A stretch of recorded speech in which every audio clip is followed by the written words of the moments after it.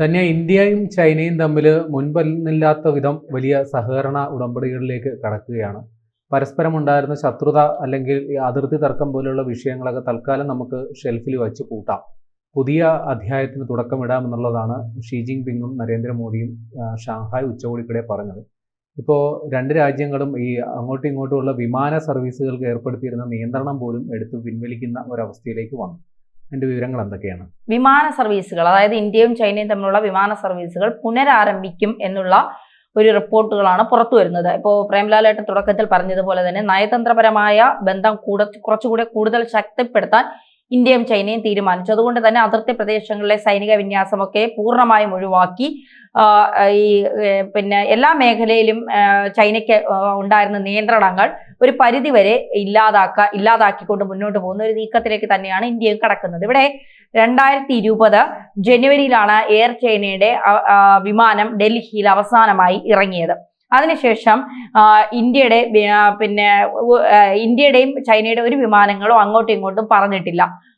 ഏകദേശം 5 വർഷമായി ഈ ഒരു ഇന്ത്യ ചൈന വിമാന സർവീസ് മുടങ്ങിയിട്ട് അല്ലെങ്കിൽ അവസാനിപ്പിച്ചിട്ട്. മഹാമാരിയുടെ ആ ഒരു പ്രശ്നം ഉണ്ടായപ്പോൾ ചൈനയിൽ നിന്ന് വരുന്ന വിമാനങ്ങൾക്കൊക്കെ നമ്മൾ വിലക്ക് ഏർപ്പെടുത്തിയിരുന്നു. അതിനുശേഷം ഇവിടെ നിന്ന് അങ്ങോട്ടും ഇല്ല, അവിടെ നിന്ന് ഇങ്ങോട്ടും ഇല്ല എന്നുള്ള രീതിയിലേക്ക് പൂർണ്ണമായും അത് നിർത്തിയിരുന്നു. ഇടയ്ക്ക് നമ്മൾ കഴിഞ്ഞ ജനുവരിയിലും ജൂണിലും ഒക്കെ ഈ വിമാന സർവീസ് പുനരാരംഭിക്കണമെന്ന് പറഞ്ഞുകൊണ്ട് നമ്മൾ ചില ചർച്ചകളൊക്കെ നടത്തിയിരുന്നു. പക്ഷെ അത് അത്ര രീതിയിലോട്ട് പുരോഗമിച്ചില്ല. വീണ്ടും ആ ചർച്ച ഇന്ത്യയും ചൈനയും തമ്മിലുള്ള ഒരു ബന്ധം കൂടുതൽ ഊഷ്മളമല്ലായിരുന്നു. അപ്പോൾ അതുകൊണ്ട് ആ ചർച്ചയ്ക്കൊന്നും വലിയ നടപടികളിലേക്ക് എത്താൻ അല്ലെങ്കിൽ തീരുമാനത്തിലേക്ക് എത്താൻ കഴിഞ്ഞില്ല. ഇവിടെ ഈ വിമാനങ്ങൾ അങ്ങോട്ടും ഇങ്ങോട്ടും പറക്കുന്നതിന് ആ രാജ്യത്തിന് പണം നൽകണം. ആ രാജ്യത്തിന്റെ ആകാശത്തോട് വിമാനം പറക്കണമെങ്കിൽ ആ രാജ്യത്തിന് പണം നൽകണം. ഇപ്പോ പഹൽഗാം ഭീകരാക്രമണത്തിന് ശേഷം ഇന്ത്യയിലെ വിമാനങ്ങൾ പാകിസ്ഥാന് മുകളിലൂടെ പറക്കരുത് എന്ന് പറഞ്ഞ് പാകിസ്ഥാൻ ഒരു നിബന്ധന ഉണ്ടാക്കി. ഇന്ത്യയും അതുപോലൊരു നിബന്ധന ഉണ്ടാക്കി. അതിൽ പാകിസ്ഥാൻ വന്ന നഷ്ടം 410 കോടി രൂപയുടെ നഷ്ടമാണ് പാകിസ്ഥാന് 3 മാസം കൊണ്ട് ഉണ്ടായത്. അതായത് ഈ നമ്മുടെ വിമാനം പാകിസ്ഥാന് മുകളിലൂടെ പറക്കാത്തതിന്റെ കാരണം കൊണ്ട് പാകിസ്ഥാന് വന്ന നഷ്ടമാണിത്. അത്തരത്തിൽ ചില നഷ്ടങ്ങൾ ഇന്ത്യക്കും ചൈനയ്ക്കുമിടയിൽ സംഭവിച്ചിട്ടുണ്ട്. ആ നഷ്ടങ്ങളൊക്കെ പരിഹരിച്ചുകൊണ്ട് പുതിയൊരു ബന്ധത്തിലേക്ക് കടക്കുമ്പോൾ അത് വിമാന സർവീസ് പുനരാരംഭിച്ചുകൊണ്ട് തുടങ്ങാം എന്നുള്ളതാണ് ഇന്ത്യയും ചൈന ഇപ്പോൾ ആലോചിക്കുന്നത്. അതായത്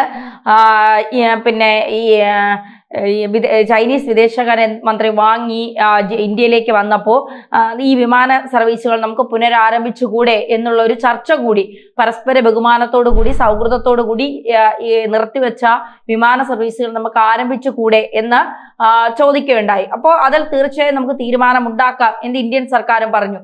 ഈ ചൈനയും ഇന്ത്യയും ഇവർ തമ്മിലുള്ള വ്യോമപാത അടച്ചതിന് ശേഷം ഇവർ ഹോങ്കോങ്ങും സിംഗപ്പൂർ വഴിയുള്ള കേന്ദ്രങ്ങളാണ്, ആകാശ പാതകളാണ് ഇവർ ഈ വ്യോമമാർഗത്തിനായി ഉപയോഗിച്ചിരുന്നത് എന്നുള്ളതാണ്.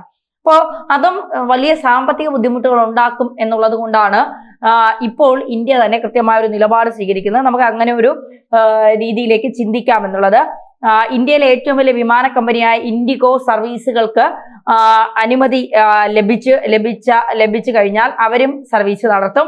എയർ ഇന്ത്യ ലിമിറ്റഡും ഈ റൂട്ടുകളിൽ വിമാന സർവീസ് നടത്താൻ പുനരാരംഭിക്കാൻ ആലോചിക്കുന്നു എന്നുള്ള വിവരങ്ങളാണ് വരുന്നത്. അപ്പോൾ ഇൻഡിഗോയും എയർ ഇന്ത്യ ലിമിറ്റഡും, എയർ ഇന്ത്യ എന്ന് പറഞ്ഞാൽ ഇപ്പൊ ടാറ്റ ഗ്രൂപ്പിന്റെ ഉടമസ്ഥതയിലാണ്. അപ്പൊ എയർ ഇന്ത്യയും ചൈനയിലേക്കുള്ള വിമാന സർവീസുകൾ ആരംഭിക്കുന്നത്. അതായത് ചൈനയുടെ മുകളിൽ ഇന്ത്യൻ വിമാനങ്ങൾ പറന്നു തുടങ്ങുന്നു. ഇത് ഏറെ ഞെട്ടിക്കുന്നത് പാകിസ്ഥാനെയാണ്. കാരണം അമേരിക്കയെ പോലെ തന്നെയാണ് പാകിസ്ഥാനും. ഇന്ത്യയും ചൈനയും ഒരിക്കലും ശത്രുക്കളെ പോലെ കഴിയണം, മിത്രങ്ങളെ പോലെ ആകരുത് എന്ന് ആഗ്രഹിച്ച ഒരു രാജ്യം പാകിസ്ഥാനും കൂടിയാണ്. പ്രത്യേകിച്ച് ഭീകരാക്രമണ സമയത്തൊക്കെ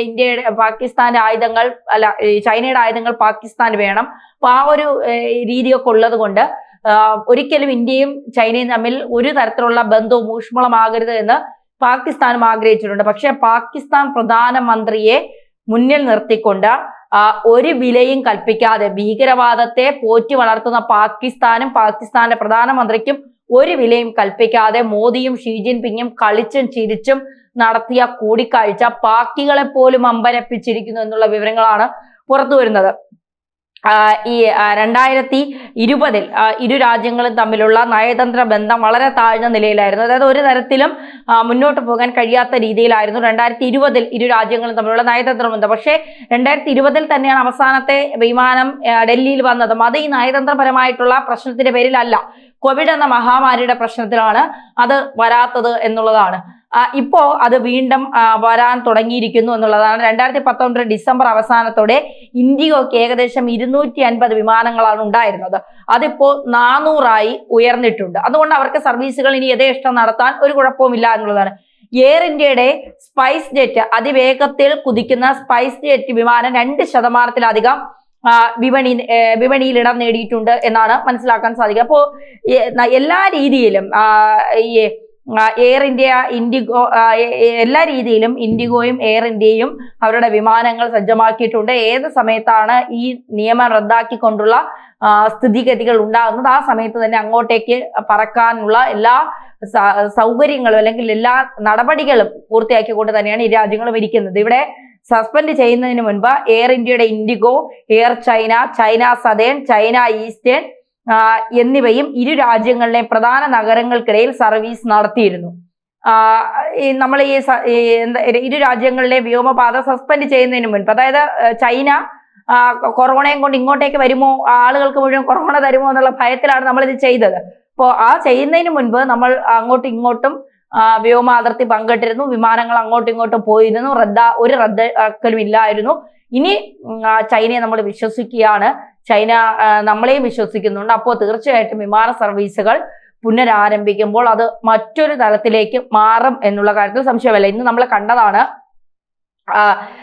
മോദിയും പുടിനും ഷീ ജിൻപിങ്ങുമായ ഒരു അസാധാരണ കൂടിക്കാഴ്ചയ്ക്കിടെ ഒരു ദൃശ്യങ്ങളാണ് നമ്മൾ ഇന്ന് പിന്നെ ഉച്ചകോടിയിൽ, ഷാങ്ഹായ് ഉച്ചകോടിയിൽ കണ്ടത്. അതായത് കളിചിരിയോടുകൂടി ഈ കൂട്ടുകാർ തമ്മിൽ സൊറ പറയുന്ന ഒരു 3 ലോക നേതാക്കളുടെ ചിത്രം. ഇത് വലിയ രീതിയിൽ അമേരിക്കയെ ഭയപ്പെടുത്തുന്നുണ്ട്, അമേരിക്കയെ അസ്വസ്ഥപ്പെടുത്തുന്നുണ്ട്. അതുകൊണ്ടാണ് അമേരിക്കൻ സ്റ്റേറ്റ് സെക്രട്ടറിയായ മാർക്കോ റൂബി പറഞ്ഞത്, നമുക്ക് 21ാം നൂറ്റാണ്ടിൽ ഇനി നമ്മളാണ് പറക്കാൻ പോകുന്നത്, നമുക്ക് ഒരുമിച്ച് കൈകോർത്ത് നിന്ന് ലോകത്തെ നേരിടാം, നമുക്ക് ഒരുമിച്ച് നിൽക്കാം എന്ന് പറഞ്ഞതിന്റെ ഒരു കാരണം തന്നെ എക്സിൽ പ്രധാനമന്ത്രി ഈ കൂടിക്കാഴ്ചകളൊക്കെ യഥാസമയത്ത് ഇട്ടുപോകുന്ന പോസ്റ്റുകളുടെ കൂടി അടിസ്ഥാനത്തിലാണ്. മാത്രമല്ല പാകിസ്ഥാൻ ഇന്ത്യ നൽകുന്ന വില എത്രമാത്രമാണെന്ന്, പാകിസ്ഥാൻ ഇന്ത്യ മാത്രമല്ല ചൈനയും റഷ്യ നൽകുന്ന വില എത്രമാത്രമാണ് എന്നുള്ളത്, ഭീകരവാദത്തെ വളർത്തുന്ന, ഭീകരവാദികളെ പാലൂട്ടി വളർത്തുന്ന, ഭീകരവാദത്തിന് വേണ്ടി അല്ലെങ്കിൽ ഭീകരവാദികളെ ഇറക്കി മറ്റുള്ള രാജ്യങ്ങളിലെ ജനങ്ങളെ ഇല്ലാതാക്കാൻ ശ്രമിക്കുന്ന ഒരു രാജ്യത്തെയും ആ രാജ്യത്തെ പ്രധാനമന്ത്രിയും ഏതൊക്കെ തരത്തിലാണ് ഇന്ത്യയും മറ്റ് രാജ്യങ്ങളും കാണുന്നത് എന്നതിന്റെ ഒരു തെളിവ് കൂടിയാണ് നമ്മൾ ഇന്ന് ഷാങ്ഹായ് ഉച്ചകോടിയിൽ അല്ലെങ്കിൽ ഇന്ന് മോദി പുടിൻ പിന്നെ കൂടിക്കാഴ്ചയിൽ അല്ലെങ്കിൽ ഷീ ജിൻപിങ് കൂടിക്കാഴ്ചയിൽ നമ്മൾ കണ്ടത്. എന്തായാലും എല്ലാ രീതിയിലുമുള്ള നിയന്ത്രണങ്ങൾ റദ്ദാക്കിക്കൊണ്ട് ഇന്ത്യയും ചൈനയും കൂടുതൽ ശക്തരായി സൗഹൃദത്തിലേക്ക് വരുമ്പോൾ അതൊരു പുതിയ മാറ്റത്തിലേക്ക് കൂടി വാതിൽ തുറക്കുന്നു എന്ന് നമുക്ക് പ്രതീക്ഷിക്കാം.